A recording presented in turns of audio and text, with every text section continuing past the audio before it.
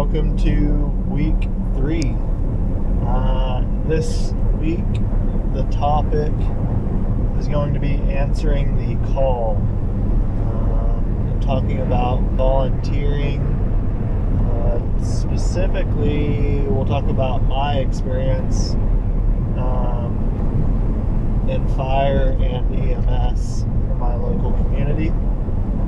But if you remember last week, we left where I was taking my family on a quick weekend getaway to a lake to get our kids out on their first canoe trip. So a little bit about that. It was a really good weekend. It was too short. Our state wildlife park service has set up cabins that are available for rent. So for families that are kind of getting into camping, but maybe not everyone's quite on board with tent camping, or you don't have a camper or something, that's a great option. So I would encourage you, if it's something that you're interested in, getting outdoors and visiting some of your state parks with your family, Google your state park website and see if they have an option like that available. It's usually pretty cost effective, and at least in the case of our state, it was a really nice facility. So that went really well. The trip was good. The weather wasn't great. We've been having really nice weather here lately. That weekend was not quite as nice. It was in the high 50s and windy, but the sun kind of peeked out on Saturday when we were going to get on the water, and we picked some of the rivers and streams and tributaries that feed into the lake rather than the lake itself to get out on. Partly for my wife's anxiety about having the kids on the canoe. We have an almost 4-year-old and an almost 2-year-old.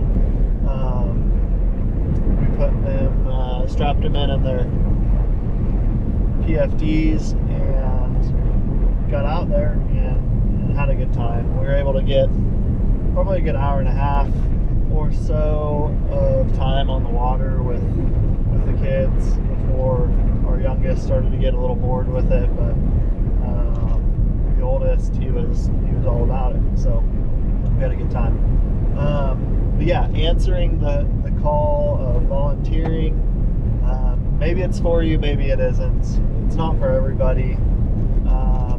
There are other ways to volunteer and to be active in your community beyond fire and EMS, but those are the two I have experience on, so that's what we'll talk about.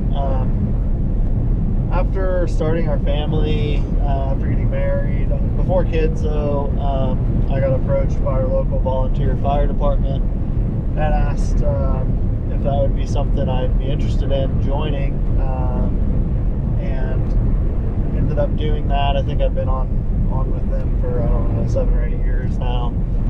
There are actually, even though it's a volunteer spot, there's a lot of these firemen relief organizations. There are actually some benefits to it. If you didn't know that, that may help persuade you if it's been something that's been on your mind, but you kind of weren't sure about it, kicking that idea around.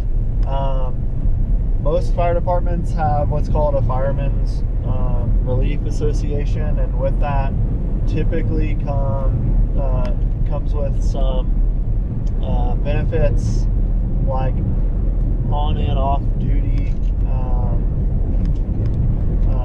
like death and dismemberment. So it has to be usually, like you lose a finger or an eye, or get a bad burn, or kind of anything like that, other than just general sickness. It's typically kind of you're losing something. In addition to like workman's comp, they'll pay for some of the expenses that you'll incur, and it's all tiered based on kind of what happened and the severity of it. But and also with that, there's a life insurance policy.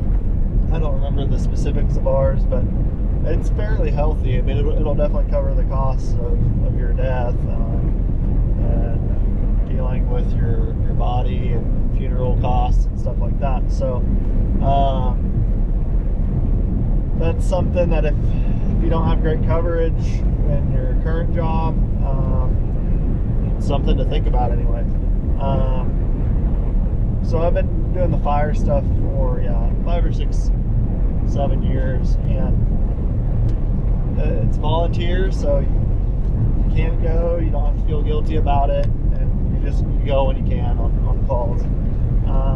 So that led into one of the firemen that was getting a little older in age. He was also a resident EMT. We live in a community about 15 miles away from kind of any substantial populace. The nearest town to our home is that community, and it's about 200 or 300 individuals in town. And then the nearest substantial community with full-time EMS services is a town of probably like 3,000 or 4,000. So we have an agreement with them where we can operate as a service under their medical direction, using their protocols. I'm the only EMT on that. I'm the only volunteer. So that office will come over to any call within our community or within my operating response area, and they'll cover. But I kind of act as a first responder. I got my NREMT BLS EMT certification about 1.5 years ago, and I've been practicing and working on my patient care here over that period of time, and that's been good. I did it for selfish reasons. We live out kind of in the middle of nowhere where it's going to take 15 or 20 minutes at best for responders to get to our house if something were to happen to a family member or myself. So I really wanted the knowledge and the training to be able to treat and support life in the case that something were to happen. So that's why I did it, and in exchange, I help our community when those calls come in, and it's not, like I said, it's not for everybody. My first week out, I came across a really bad, horrific accident that I know, in talking about it with some people, it would make their stomach pretty squirmish. I won't get into detail, but it was a bad one where everybody involved lost their lives in a pretty not so great way to lose your life. But when you do get to helping no matter what, you feel really you feel a sense of purpose and importance, and it's a way for me to show gratitude to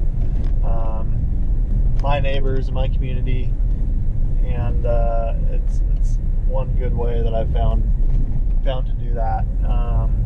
Giving back always is a selfish thing. You get the best benefit and the most enjoyment out of giving. It's often perceived as a selfless act, but it's pretty selfish, really. You get the good feels from doing it. But anyway, I'd encourage you, if you're interested in being a first responder, to start down that path. You may find out that it's not for you, but you may not, and it may be something you come to enjoy. At the very least, you'll know. And then I would also, if it's not for you, the next time you're around a first responder, just thank them, whether they're helping you or not. And with that, I'll leave it for next week. I'm pulling down the driveway, and I will catch you guys next time. Thanks again.